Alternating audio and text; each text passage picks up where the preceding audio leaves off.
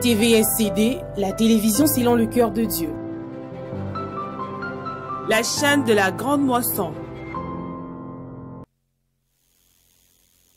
Merci de votre fidélité et surtout merci de nous suivre aujourd'hui parce que nous parlons de la République démocratique du Congo, nous parlons de ses valeurs, nous parlons de ses concepts en tout cas.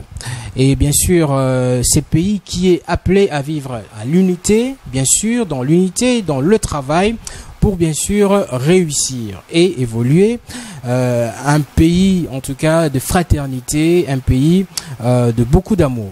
Alors, aujourd'hui, parce que nous allons parler de la République démocratique du Congo, de ses valeurs, je reçois pour vous un cadre, en tout cas éminent, du parti AFDC.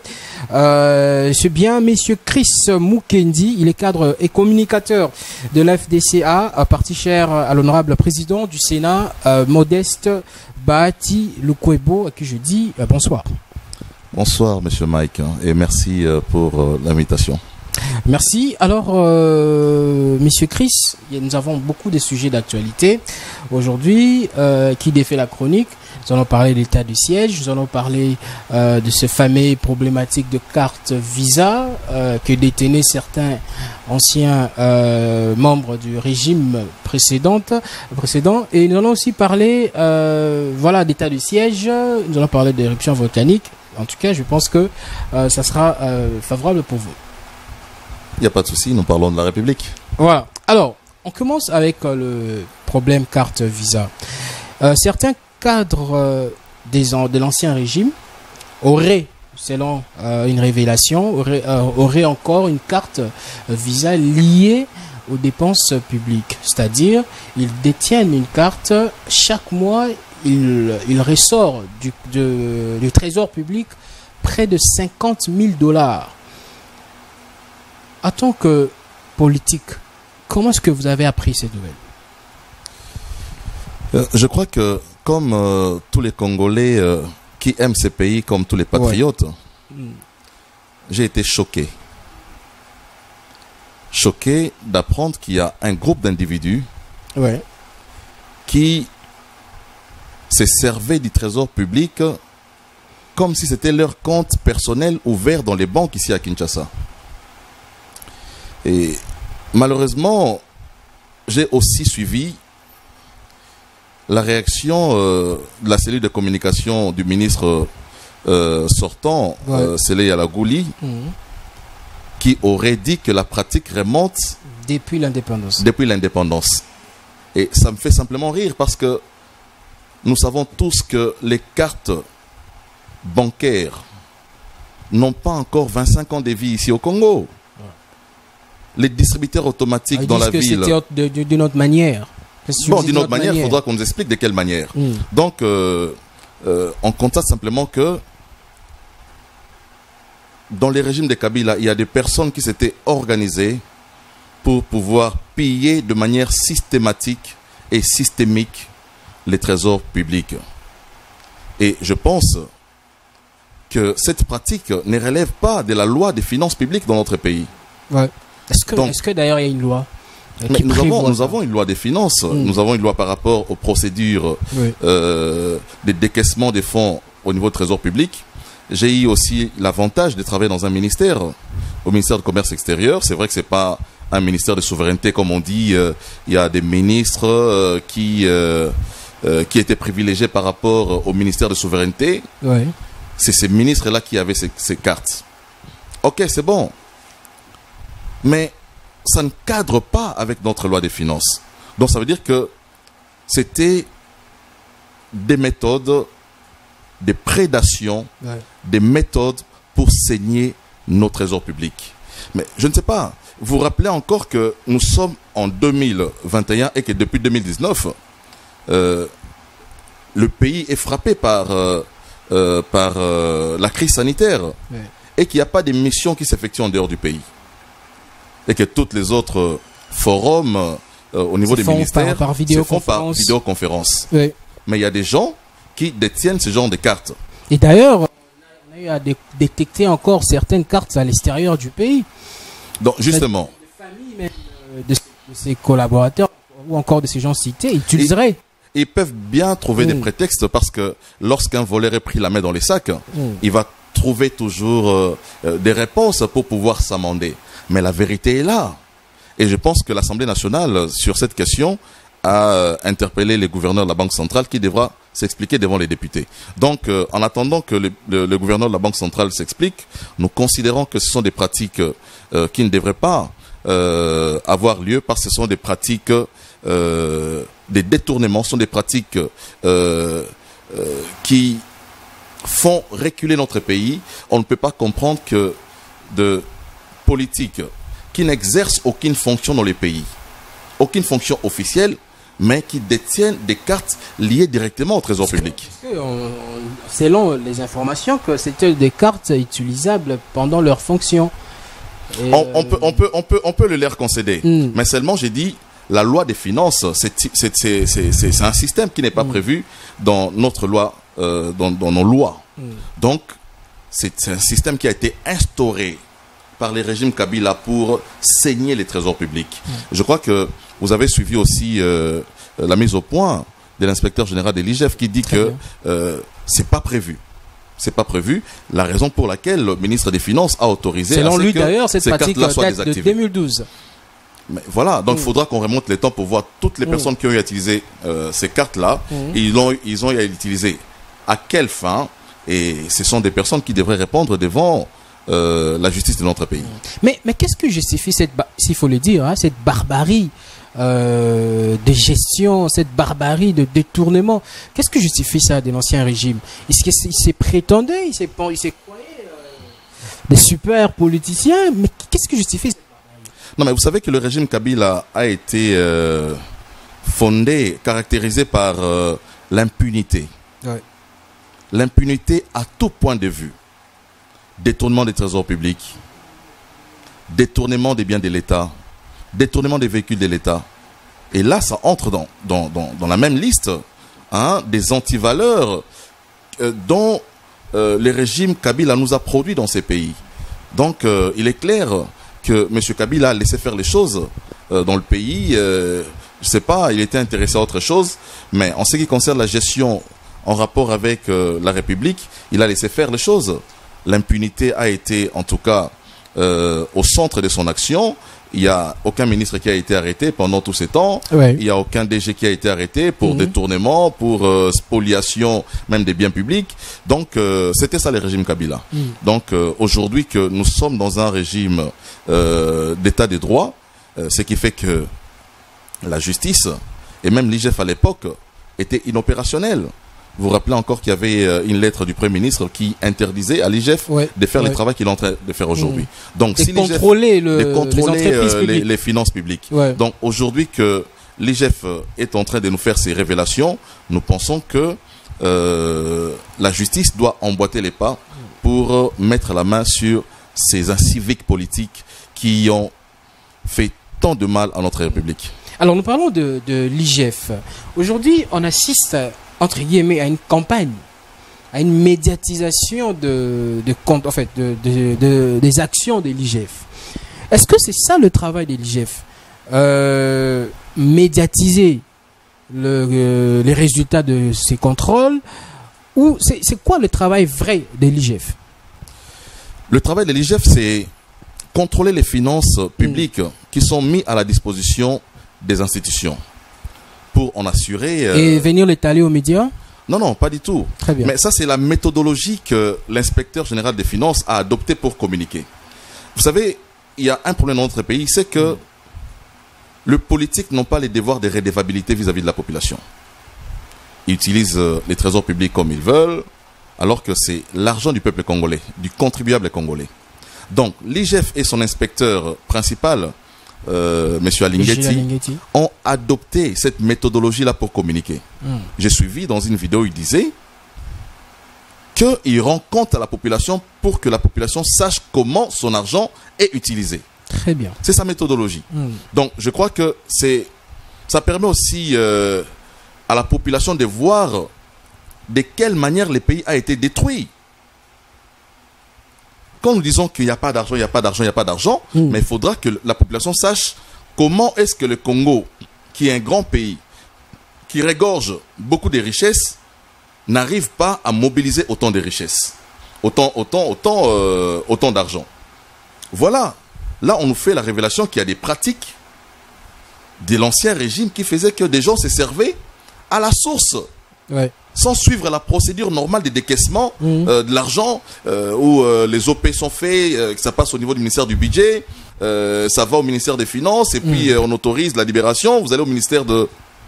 Vous allez à la Banque centrale pour récupérer l'argent. Donc, ça ne passe même pas par ces mécanismes-là. Donc, l'IGF... Le schéma n'est pas clair. C'est pas clair. C'est tellement opaque, c'est de la triche, c'est du vol. Et l'IGF nous rend conscients de ce qui se faisait. Mais non pas seulement pour les régimes passés, mais c'est aussi pour interpeller les régimes actuels à ne pas faire la même chose. Donc je crois que... Est-ce que déjà l'IGF a interpellé les membres du régime, du présent régime? Parce que d'abord, il y a ceux qui disent que l'IGF, c'est comme si cela servait du président de la République d'une arme pour attaquer les anciens cadres de l'ex-régime. Je voudrais rappeler ici que l'IGF existe depuis longtemps. L'IGF, ce n'est pas la création du président de la République. Oui, mais justement. Mais pourquoi on ne l'a pas utilisé avant? Ça voulait simplement dire que les régimes passés a voulu faire taire l'IGF. Il a voulu c'est pas aveugler l'IGF en rapport avec les détournements qui ont été orchestrés pendant toute cette époque-là. Il ne voulait pas que l'IGF puisse avoir les regards sur les détournements des deniers publics. Aujourd'hui que nous cherchons comment maximiser nos recettes, le président de la République a pensé qu'une des manières de maximiser les recettes, c'est de restaurer, de réhabiliter l'IGF. Et il a fait réhabiliter l'IGF. Aujourd'hui, les gens entendent parler de l'IGF, mais l'IGF, mais ça existait depuis.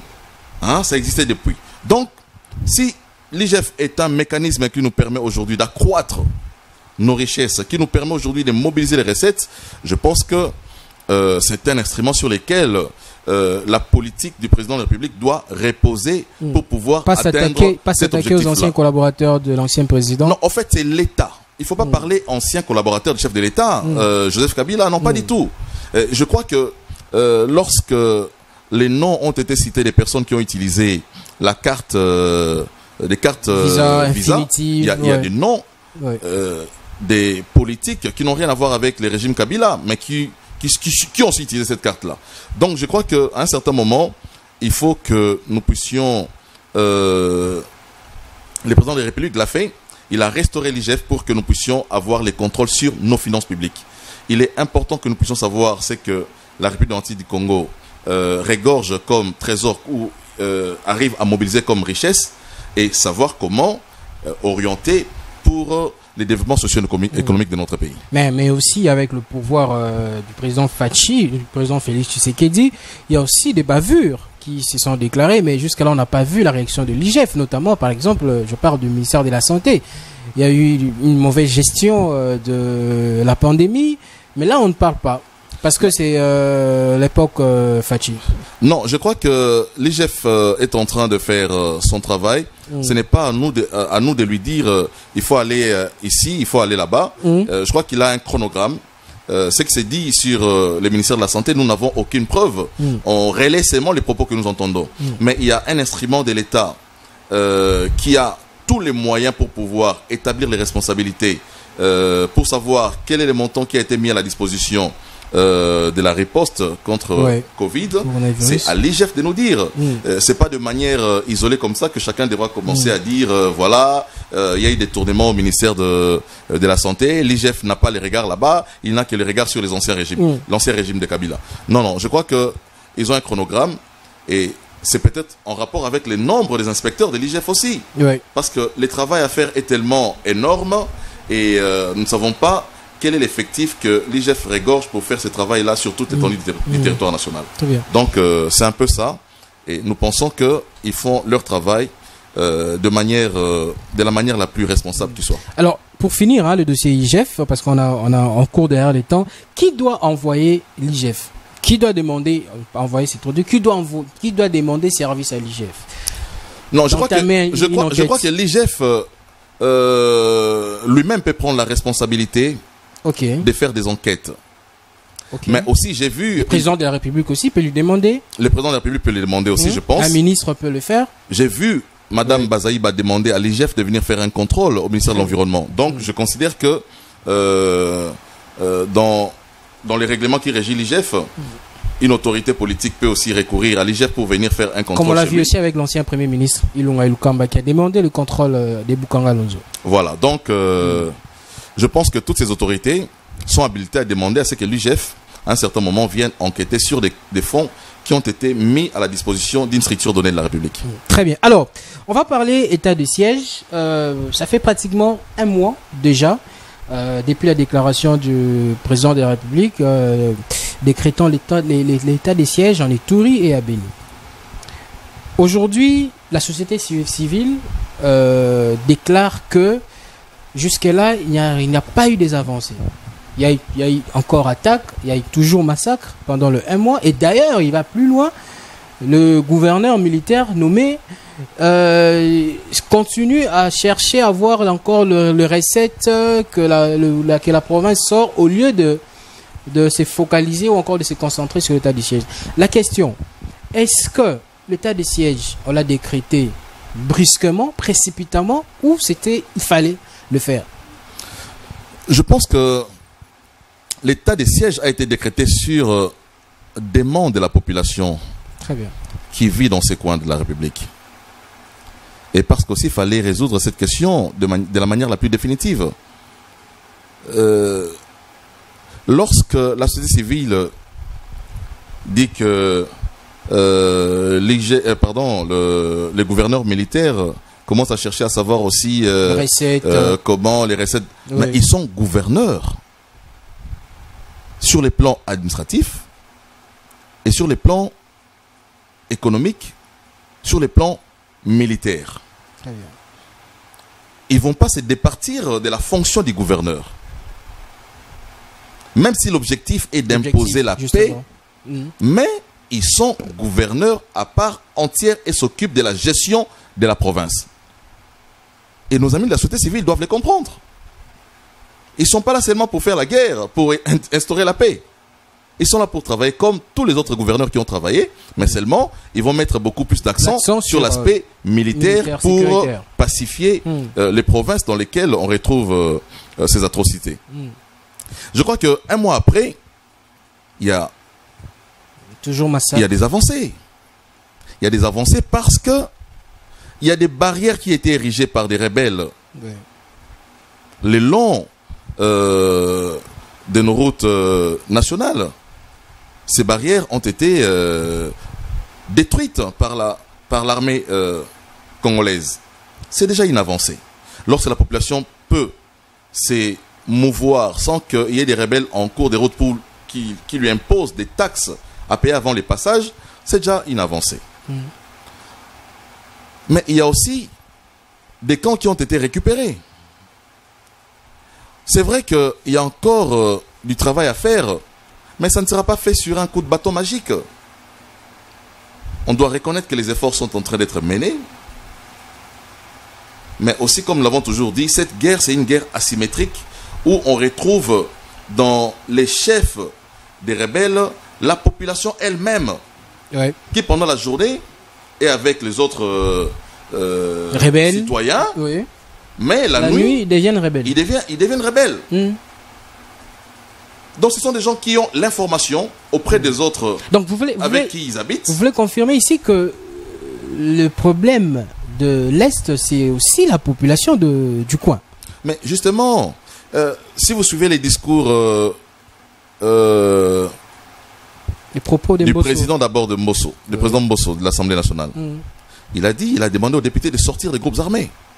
Ça veut dire que même parmi les élus du peuple, certains sont en intelligence avec ceux qui font du mal à la République. Vous avez suivi qu'il y a un vice-gouverneur qui a été, un président de l'Assemblée provinciale qui a été arrêté parce qu'il est en connivence avec les troupes. Mais au sein de la population aussi, il y a des gens comme ça qui sont avec vous, ils passent la journée avec vous, mais qui chaque 18 heures se retirent pour aller commettre leur sale besogne. Donc, c'est comme ça que le gouverneur militaire avait demandé aussi la collaboration de la population pour dénoncer ces personnes-là. Il faut prendre le courage de les dénoncer parce que certains sont connus. Mais par peur, on ne veut pas aussi les dénoncer. Vous voyez. Donc, je crois que dire que un mois après, la situation... Non, je ne pense pas que ça a été fait de la manière précipitée. Et je pense même que aussi longtemps que la paix ne sera pas rétablie à l'est de la République, l'état des sièges devra demeurer. D'ailleurs, on parle d'une tracasserie, de beaucoup de tracasseries de la part de militaires qui sont sur place, surtout en Ituri. Au lieu de sécuriser la population, on voit des tracasseries dans des barrières. Tout ça, la société civile active... Non, mais cette tracasserie est normale lorsqu'on décrète un état de siège. Parce que l'état de siège... c'est fait accompagner des mesures contraignantes que le gouverneur peut prendre. Le gouverneur peut instaurer les couvre-feux. En province, le gouverneur peut imposer des contrôles systématiques de toutes les maisons. Le gouverneur peut demander à ce qu'aucun véhicule ne traverse la frontière sans pour autant être contrôlé. Donc pour la population, à un certain moment, ça peut passer comme pour de la tracasserie, mais c'est une tracasserie capitale, c'est une tracasserie qui profite parce que c'est pendant ces moments-là qu'on arrive à mettre la main sur les assaillants. Donc je pense que cette société civile qui ne voit que les affaires, malheureusement, il y a des gens qui sont là pour seulement faire les affaires. Côté, ils ne tiennent pas compte de nombre de morts. Pour eux, ce qui importe, c'est de faire leurs affaires. Ils ne veulent pas être tracassés parce qu'ils sont dans les affaires. Alors que pour les Congolais, ce qui nous importe, ce n'est pas les affaires, c'est l'instauration de la paix.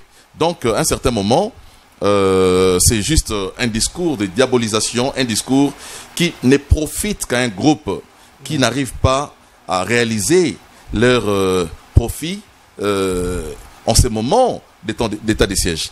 Très bien. Alors, on va changer de chapitre. Ça, nous sommes en train de courir derrière le temps. On va rester à l'Est. Nous allons parler de l'éruption volcanique. Depuis le 22 mai, on a connu l'éruption volcanique à Goma. Une délégation du gouvernement est sur place. Est-ce que les gouvernements étaient à l'auteur de la gestion de la catastrophe, ou est-ce que le gouvernement aujourd'hui a réalisé un bon travail depuis qu'ils sont sur place? J'ai suivi l'interview du Premier ministre ce matin sur la RFI. On lui a posé cette question sur la gestion de ces catastrophes naturelles, mais aussi sur les menaces qui pesaient à la population. Est-ce qu'on ne pouvait pas alerter la population un peu plus tôt, tout ça? Le Premier ministre a répondu pour dire qu'il n'y avait aucun indicateur. Pourquoi? Parce qu'il n'existe jamais des éruptions sans au préalable qu'il y ait des tremblements de terre. Par exemple, très bien. Cette fois-là, l'éruption est arrivée sans prévenir.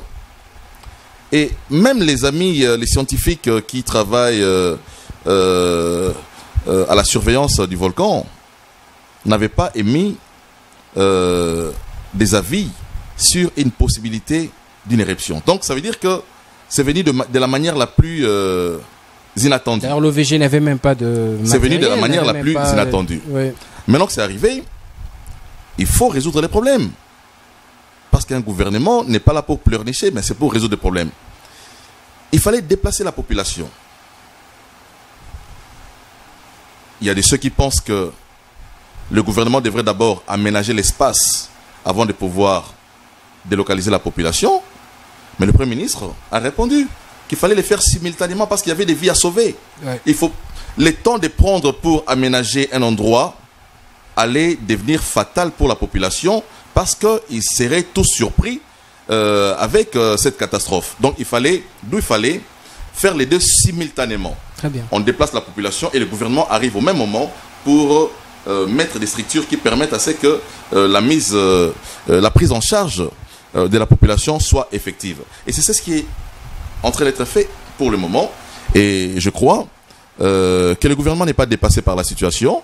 Le besoin estimé pour gérer les sinistrés est évalué à sans-abri, 8 millions de dollars. Et je crois que le gouvernement ne va ménager aucun effort pour pouvoir... Il y a jusque-là des sinistrés sans abri. Non, mais c'est normal. Lorsque une catastrophe arrive comme ça, c'est normal qu'il y ait des sans-abri. C'est normal. Mais le gouvernement de la République s'y attelle. Et je crois que même les retours progressifs de la population est déjà programmé au niveau de Goma parce que la situation est maintenant sous contrôle. Donc, je considère que il n'y a pas de polémique à faire autour de cette question.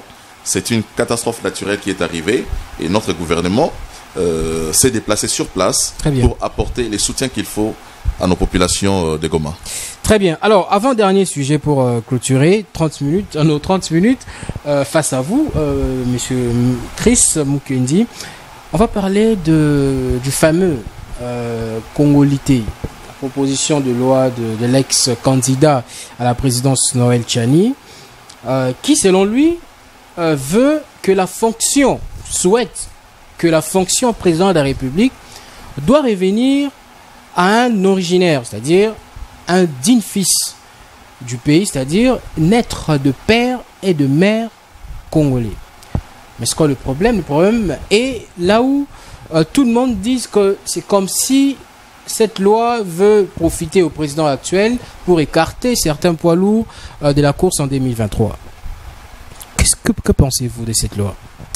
Moi, je pense plutôt que la liberté d'expression est consacrée dans la Constitution, mais aussi la liberté de penser. Très bien. Noël Tchani, c'est un acteur politique qui peut avoir des idées et qui partage ses idées avec la République. Donc, on ne peut pas s'attaquer à quelqu'un parce qu'il a une idée pour faire avancer les choses, d'autant plus qu'il a motivé sa proposition. C'est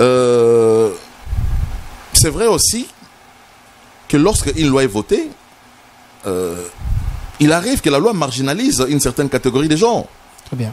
Il n'y a pas de loi qui implique tout le monde. Il n'y en a pas. Même pour être candidat président de la République, on dit pour être candidat président de la République, il faut avoir, par exemple, l'âge de 25 ans révolu. Mais lorsque vous avez 24 ans, mais vous êtes exclu par la loi. Ouais. Toute loi a un caractère discriminatoire. Ça existe partout. Il revient maintenant aux députés nationaux, parce que Noël Tchani n'est ni député ni sénateur. Ouais. Il revient aux parlementaires d'accepter d'endosser la responsabilité de cette loi pour qu'elle devienne, s'il faut dire, examinable au niveau de notre Assemblée nationale ou au niveau du Sénat. Dès lors que cette proposition n'est pas endossée par un député ou par un sénateur, ben ça ne vaut pas la peine d'être évoquée. Donc moi je ne peux pas comprendre que quelqu'un réfléchit et les mondes s'écroulent autour de nous. Je ne peux pas comprendre. Je vois des déclarations des Katangais. Ça dérange. Je vois des déclarations des Katangais contre les Luba. Je vois des déclarations des membres des partis politiques. Mais je me dis, mais nous sommes dans quelle république? Une république qui veut que tout le monde se taise. Cite même le nom de certaines personnalités politiques. Je vois même la bassesse dans ces spectacles qui nous est offert. On va chercher la femme de Noël Tchani pour l'amener sur un plateau de télévision afin de raconter sa vie. Je crois que c'est déloyal et je pense que la justice devrait s'en saisir. On ne peut pas empêcher à un Congolais qui a une vision pour son pays de l'exprimer. Mais ce n'est pas voté. Ou on veut que nous puissions tous devenir des écervelés, des gens qui ne réfléchissent pas, des gens qui n'ont plus les cerveaux. Mais est-ce que la loi tient?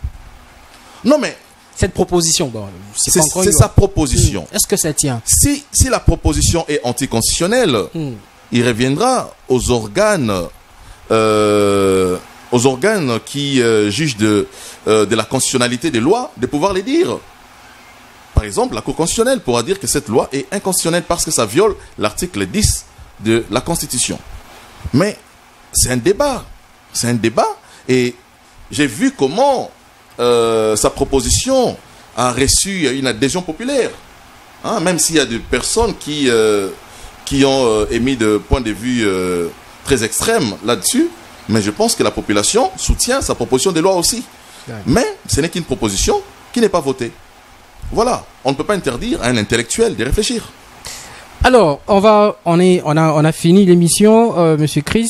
Un mot par rapport aux troisième vague de coronavirus qu'a déclaré le ministre de la Santé. Mais nous avons une question qui nous dérange. les deux vagues comment est-ce qu'on l'a géré d'abord? On avait un couvre-feu à 21h, on l'a remonté à 22h. L'objectif du couvre-feu, c'était de diminuer le taux de contamination, mais au contraire, il y a toujours l'évolution en évolution. Alors, comment est-ce qu'on va gérer le troisième vague? Je crois que dans ce secteur-là, il y a des spécialistes. Oui. Les spécialistes qui font leur rapport et demandent au président de la République de prendre des mesures. Et je ne suis pas la personne la mieux indiquée pour pouvoir combattre les mesures que le gouvernement prend en rapport avec la pandémie parce que ils ont des éléments que moi je n'ai pas. Ils ont des rapports que moi je n'ai pas. Donc moi je considère que lorsque un gouvernement prend une décision pour sa population, il faut que la population puisse obtempérer. Parce que toutes les décisions qui sont prises en rapport avec cette pandémie sont prises pour le bien de la population. Et il y aura d'ailleurs un probable confinement. Et pour lever le confinement, il faut que tout le monde soit vacciné obligatoirement. Non, je ne pense pas que le gouvernement impose ses veto pour que chacun se fasse vacciner. Et je ne pense même pas que les vaccins, il y en a pour tout le monde. Ça, je ne pense pas. Donc, je dis seulement qu'il faut suivre les mesures. Très bien. De la manière la plus rigoureuse. Si on nous demande de porter des masques, il faut porter des masques. Très bien. Si on nous demande de ne pas rester à 3 dans un taxi parce que la troisième vague, elle est très forte, mais c'est pour protéger la population. On doit obtempérer. Donc, je considère que le gouvernement est mieux outillé pour pouvoir prendre des mesures. À nous, la population, de coopérer pour épargner nos vies. Merci infiniment, Monsieur Chris Mukendi. Vous êtes cadre et communicateur de l'AFDC. Comment va l'AFDC? L'AFDC se porte très bien, oui. Et son autorité morale également. Merci infiniment. Alors, cette émission est terminée. Merci à vous. Merci à vous. Merci de m'avoir invité. J'ai beaucoup apprécié. Merci infiniment. Merci à vous, chers amis téléspectateurs. Le rendez-vous est prise pour prochainement, à la même heure, surtout sur la chaîne. Au revoir. TVSCD, la télévision selon le cœur de Dieu. La chaîne de la grande moisson.